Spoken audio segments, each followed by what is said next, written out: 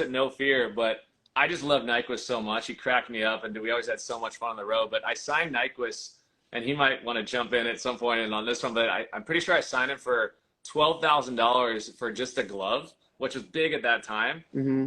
And I think I put him in a No Fear glove for maybe a year or maybe two, and I think we might have put Butterfinger on it or something. I can't remember, but it was like, I remember everyone's like, dude, you're such an idiot. Dude, you're spending $1,000 a month on just a glove, da da da, because he already had his clothing and whatever else.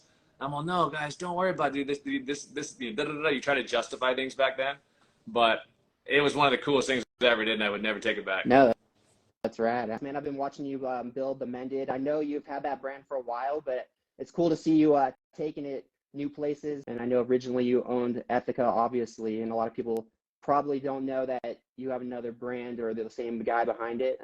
So originally, were you going to run those two brands side by side? No, honestly, I mean, it's been a fun journey. You kind of mentioned, a lot of my roots from No Fear. It's a Spy, Alpine Stars, and then very proud of the team and everyone at Ethica. And it was an amazing concept, fun build, pioneered an underwear category, and I love seeing it continue to win. But for me, I moved to Texas a few years ago, and I just transitioned a lot. I became a dad, and on that was my number one. And so it's so cool to see the culture and everything that came together through the years, with Ethica. And I love seeing it continue to climb. I just kind of found myself, I had Mendid for a while, after when I kind of started focusing on new things. I have an agency. I've helped out a lot of clients like Red Bull and Medterra, and I've had random, Razor, the scooter company, we've worked with for like 6-7 years. So to answer your question, Mendid was something that's always been on my heart. My good friend Mitchell Bailey, who's his brother's David Bailey, the legendary motocross racer. And Mitchell's one of the best designers. And when I was conceptualizing another name, it has to mean something to me and it has to be deep. So Mendid kind of came about, but it was Mended, which we couldn't get trademarks, couldn't get domains, couldn't get anything. And I was like, okay, so we changed it to Mendid, which then started to kind of really resonate more and more, especially becoming a dad. And just when you go through the years, and we see so many people like Stephen Murray and so many people, so many injuries, and recently, rest in peace to one of the greatest ever, MacCassy. I mean, that just broke so many hearts, and just his family is just so amazing. And obviously I've known him since I think 2012. And it is about living your fullest life. And it's about making sure you don't live someone else's life. You truly embrace yours. So Mended a grateful thread. So yeah, I'm doing that now. I pioneered a big division of culture, making the underwear. And so I just felt like I wanted to have fun again and get creative. And it's not about competing to me. It's about these types of talks with rad guys like you that are getting creative, finding things you love in the sports. I think anything you do in life, probably you could agree with this, is just if you love it, you're not really working, you're just kind of having fun. And I've always loved BMX. I've always loved skate. I've always loved moto. I've always loved music, surfing, and just culture. I grew up doing just everything, not that I was the best, fell short of talent, but had fun in them. It's cool. You can always work in these sports. If you're not going to be a pro, it doesn't matter. You could still live the life. So it's always something cool. So another thing I was going to ask you is your slogan for Mended is "Remember to Breathe," but everything you make has so much meaning. Is that a metaphor as well, not just for the boxers themselves, but that's a great question. So Reminder to Breathe came about because I started developing mesh underwear, with this great fabric from Mended. And I was talking with Mitchell Bailey once again. I said, Mitchell, like, this is the aspiration, the dreams when you're a kid. Don't stop dreaming. You got to open up your mind, like the kid in me, astronauts and rock stars, anything's possible. And I said, what does this remind you of right now with this mesh and this air and these holes? He said, it reminds me of a reminder to breathe. And I said, I just sat there and I was like, oh my gosh. And I got the chills because even right now, being able to exchange in this rad conversation with you and just talk about life and sports and BMX, dude, it's a blessing. It's like light, and once again, sorry, I jump into the guy that God breathed life into us. And when we leave, our breath goes back to God. So Reminder to Breathe is just every time you feel stressed and you're just feeling anxiety, is to kind of try to find the good, release the weight, because it's I've been through stress in my life. And, when you build brands or relationships or friendships or losing people, there's so many hardships, but a reminder to breathe is having that stronger foundation. I grew up in an interesting, home, amazing mom, but I saw a lot of people suffering from drugs and certain stuff. I mean, at one point, my mom was talking about this stuff, like we had an FBI cop bus from a helicopter rope swing. They came through the window and just knocked out the window and grabbed one of these guys that was at our house because there was enough ether in our garage to blow up the entire neighborhood. Oh, wow. That's gnarly. So my point was I still didn't judge him. I didn't judge these people. So reminder to breathe, smile, transform is where my heart's at to have Mendid be a canvas, to just go out there and put good vibes out there and try to inspire people and instill that, dude, you can live a great life. Yeah, no, that's awesome. And a lot of people don't know this. Ryan Sheckler actually was rocking an Ethica sticker before there's any product. So you want to talk about how that all came about?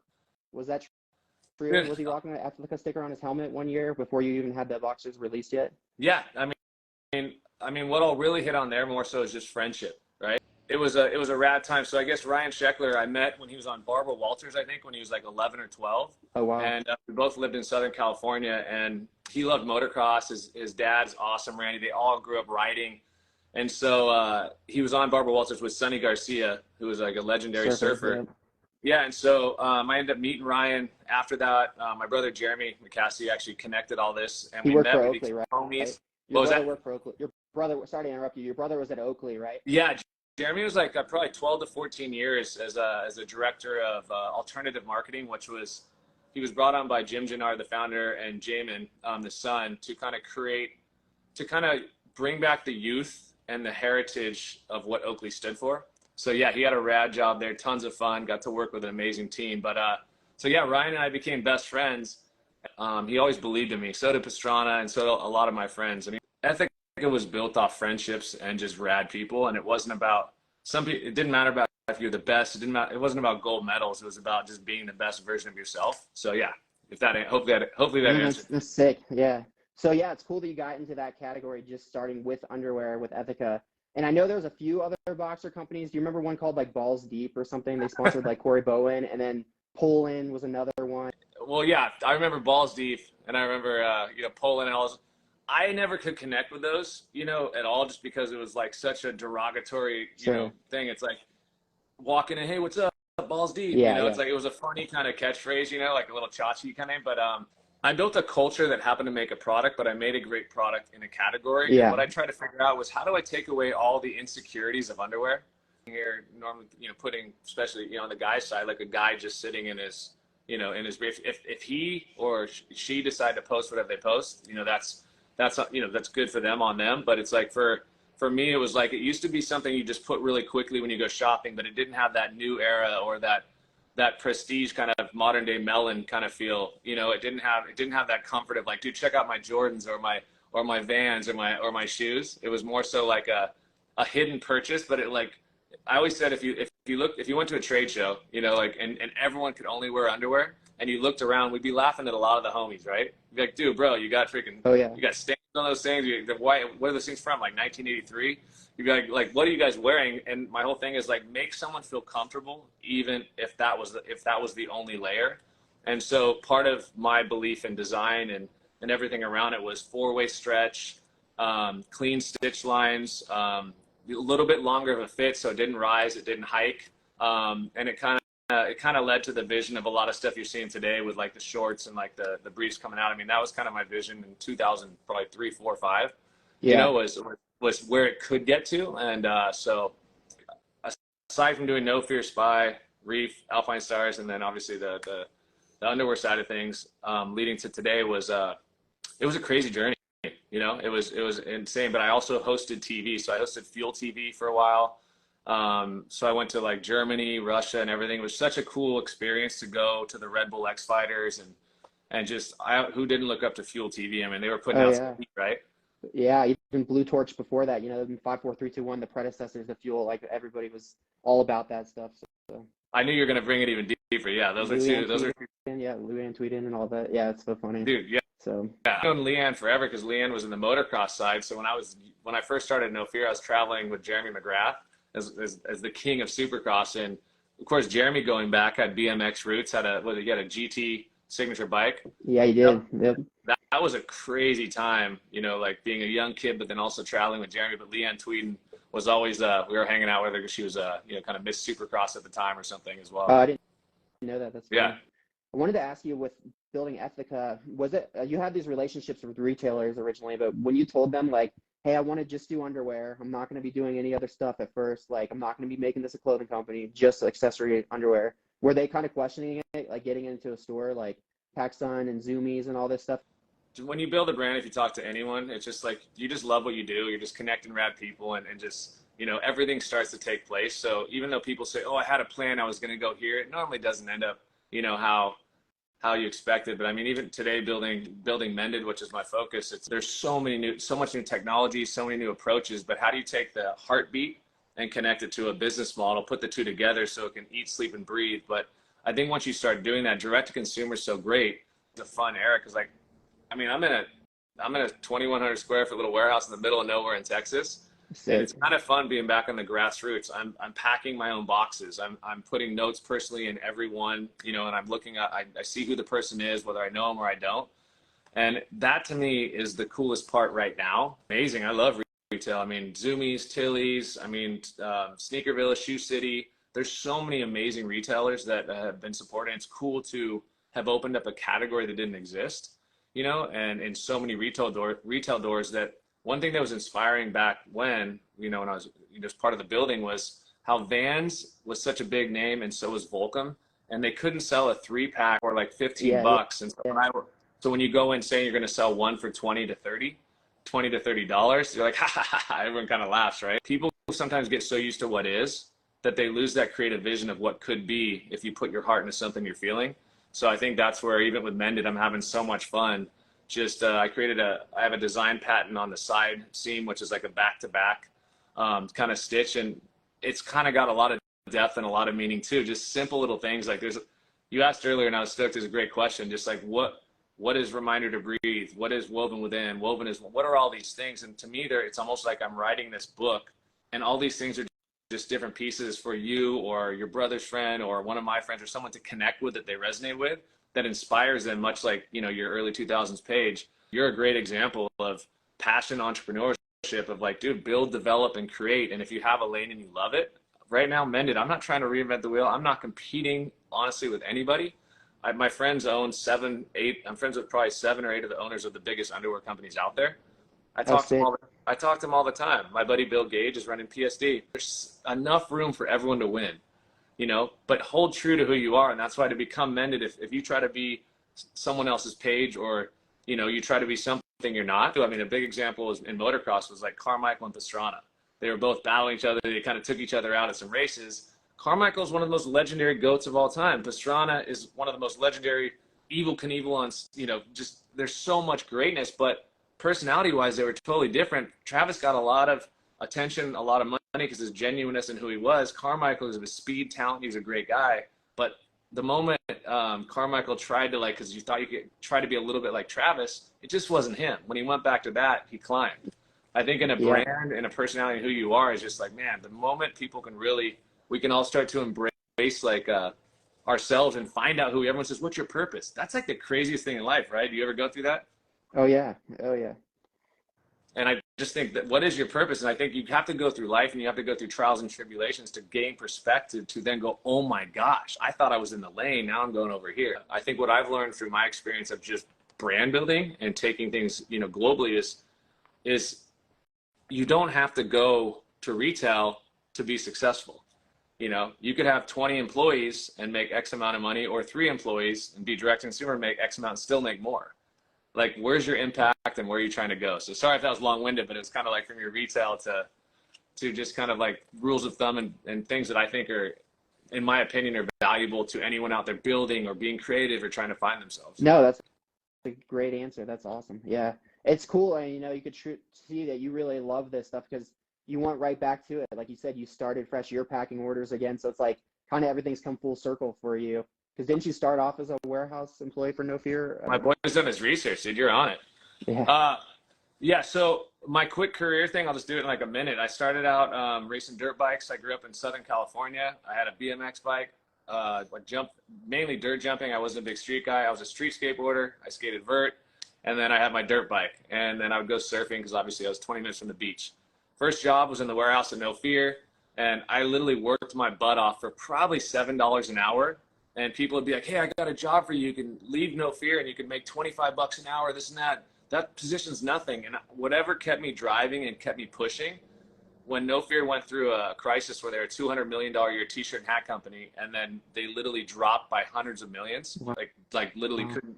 And there's a lot of stuff there if you ever want to talk on the business side of that. But I got offered a position from designing with this one guy, from warehouse to designing to then Jeff Sirwell McGrath had said something when I was walking him around, just a kid packing boxes, and I got to walk around some of the superstars, you know, like Mark McGuire, Randy Johnson, all these legends, you know, Sean Palmer. And so I was walking around McGrath, and we always bonded. And he told Jeff Sirwell, the founder of the No Fear MX side, he said, I like this guy. Have him be I think something to have him be my team manager. Dude, if it wasn't for McGrath, that break right there, you know, was so huge, from a warehouse guy to suddenly that, then still working my butt off, sleeping. I mean, I would work till 4 a.m, heat transferring jerseys and everything, because I couldn't believe I had an opportunity in this industry. And I was making maybe 24 grand a year. Maybe 28. But look what it led to so many things. A lot of people probably don't know. You met Michael Jordan, and you did all this stuff with him with Alpine Stars. I remember hearing about that. And then, now to what you're doing now, like you said, you've helped. You've done stuff with Red Bull and all this other stuff. It's pretty crazy. Like where you came from and where you went. So it's really cool. Well, it's cool with your channel with BMX. I mean, sorry if I keep going back. But no, it's cool. Yeah, we're just having conversations. Yeah, just fun. No, it's super rad. But BMX is so interesting because, like, I was one thing I was texting TJ Lavin, another super rad dude, just so iconic, and I was at his 99 August of 99 in his backyard. It was like a full MTV thing. I think it was to launch a video game with Game Boy, you know, and so which launched in 2000. So I just qualified into your early 2000s. There you go. Yeah. August of 99, and it was on top of the Hard Rock. They had the vert ramp, Simon Tabron. I mean, Tom Green was hosting that part. Ashton Kutcher was like a young, inspiring actor, and he hosted the one at TJ's. You know, he just came in. No one knew who that guy was. Everyone knew who Tom Green was at the time because he was popping off. Yeah. But it was so crazy to watch what TJ's done. TJ was friends with Pharrell, the artist, and Pharrell loved BMX. And TJ was close friends with a mutual, Carrie Hart.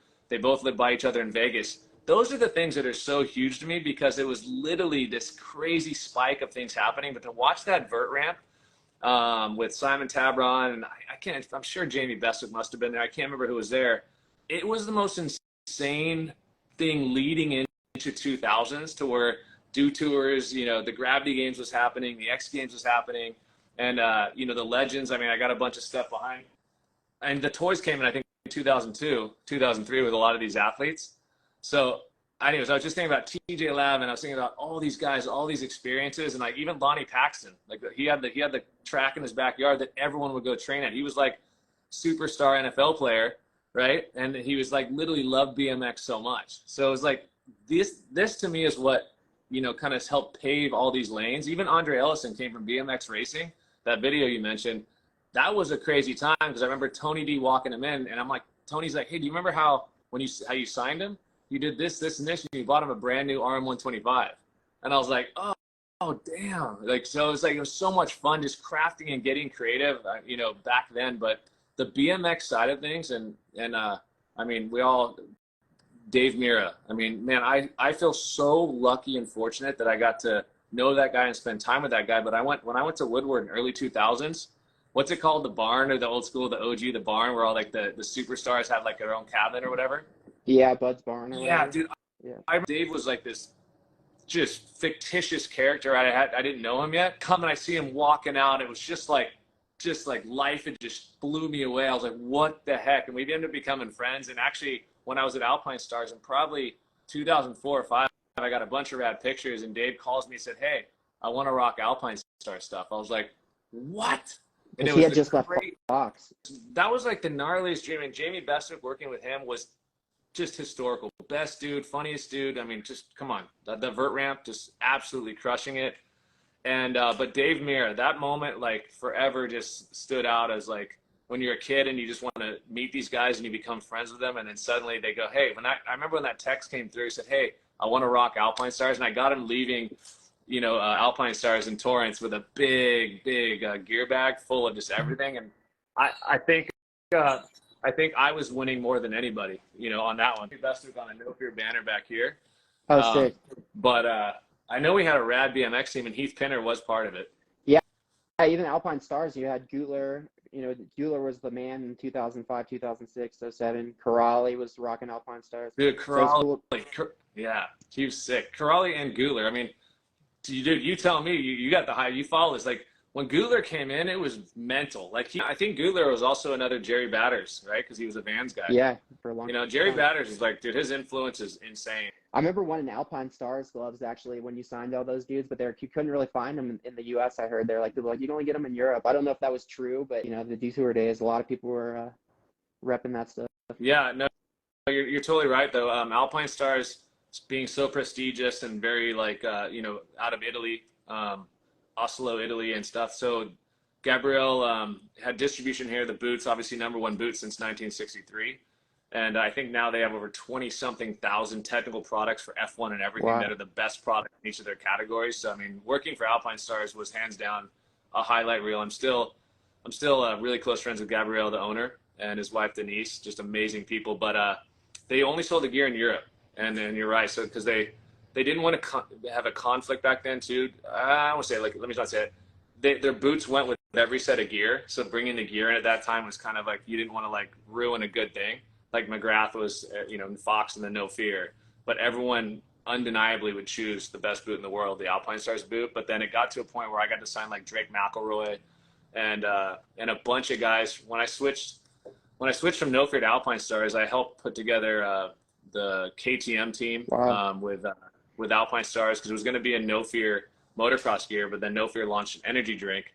And then so when I went to Alpine Stars, the timing was perfect. So I talked to Hayes Wheelis and Jim Gunning that were running everything and ended up doing like a big Alpine Stars gear deal. To lead to today, Alpine Stars is dominating motocross with Jet Lawrence, respect to his undefeated season and winning the title in the outdoor. But anyways, so we got a ring system here, and so my buddy's walking around. It just keeps there's one right behind us. It's all good. Keeps setting things up. Yeah, It was more about the prestige of having superstars like Gutler and a mix of the guys rocking it, and that it was hard to get. I thought that was cool. Yeah. Isn't it cool to see this? So I mean, part of that whole transition through the 2000s was like Jamie Bestwick's love and Chad Kagi. When Chad Kagi broke his neck. Unfortunately, he had a broken neck, but we went to like one of the MotoGPs in Europe, and I took him and Bestwick, and we were out there, and Bestwick got to go on the two-seat Ducati with Randy Mamola. Wow. Unfortunately, Chad had a neck brace on. He'd just gone through but he was able to travel, but he couldn't go on the bike. But Jamie's love for motorsports, and I mean, still his dedication across the board was so huge. But that was that crossover thing I talked about a while ago. It's like you love something, but like you're inspired by like that other sport or that music or whatever. And when those cultures come together, I think that's what makes a brand so authentic. Is almost like I always build a brand with people that I want to have at my barbecue, right? And Chad Kagi was Chad. There's so many guys, honestly. Like I love that you're bringing up names because I literally love. There's so many dudes that like were such a huge part that I was blessed to be able to be at these events and be friends with these guys and work with these guys. And that's why, once again, back to respect to you, the early 2000 BMX is fire. Thank you. It means a lot. History as a whole to me has always been like captivating. So it's cool to talk about it, just to hear you, especially because you're one of the people that's done everything. You're not just pigeonholed to moto or surf or this. You've transcended it in general. It's awesome. And you've done it like authentically. So it's cool. No, thanks, brother. What are your dreams right now? Like what's your excitement of where you want to take things or where you want to get to? Because it's always fun to talk because I get excited about the sports we all love or the industry. But like, what's your perfect case scenario look like that you're going after? What inspires you? I just like the creativity side of it. Like I like, selling t-shirts or doing stuff like as a brand. And when I was younger, I worked for a Quicksilver sales rep. I've done so much stuff and that was cool. Like, so I've always kind of, like I said, been around this. So in general, like it's not just the BMX page. I just want to kind of, I'm one of those people that just can't sit still. So I'm always just trying to keep going and like, just like creating things. I know it's very vague, but that's what I like to do. Whether it's content awesome. or a t-shirt, whatever. That sounds like you've done a lot of stuff as well, which is rad. From Quicksilver, going to the trade shows like when we first met, And yeah, I mean, I was always trying to be in the mix. I've even worked at the corporate stores, PacSun, Tilly's. Like, I've always just wanted to do that stuff just to be around it as much as I could. I know originally it was from Ohio, moved to California, But yeah, I've always like put myself in the positions, and I just met more and more people. So I even worked for Red Bull at a local level when I was younger, like right out of high school. I just always tried to like be in the mix, even if it's not like the most like, sub rep or a shop kid to whatever. I've always loved this stuff. So If you think about it, my life wasn't too different road, different maps, but it's like the things that we both did and the things that we both pushed through. It might not have been the perfect case scenario, but now we're both connected on this early 2000 BMX because you kept going after and kept pushing to get to something. I just kept pushing and going after things. And I think we both have a love for creating and entertaining and bringing value to people. Whether it's, I mean, like clothing to me is nothing, but what clothing can do and impact when you wear a shirt that suddenly makes you feel better going into a hard day or helps you through a day where something goes down. You could like just something that lights you up. But I think it's cool to just hear your side, and just because I always think it's interesting every little turn we take that leads to us being on this today. yeah, no, it's awesome. It's just cool being around it because you could really see what's possible. Like going back to TJ Lab, and like he was one of my first interviews I ever did. And I thought to myself, when I was 12, I had posters of him on my wall, and like back then it wasn't even a real person, it was a superhero. And like, it's just crazy, like the connections if you put yourself out there, and the people you'll meet. It's crazy in this industry in general. It's awesome. Dude, I mean, but I'll tell you this: if you go to an old folks' home right now and you say, "Hey, what do you regret, or I wish I would have went after these things." And so, very encouraging what you're doing and what you Thank you. paid Yeah. through. I'm just trying to have fun. I mean, now like my priority is, like my faith, my family, and just we moved to Texas in the middle of nowhere. I don't get to see half my homies, but the love's still there. And when we reunite, it just continues.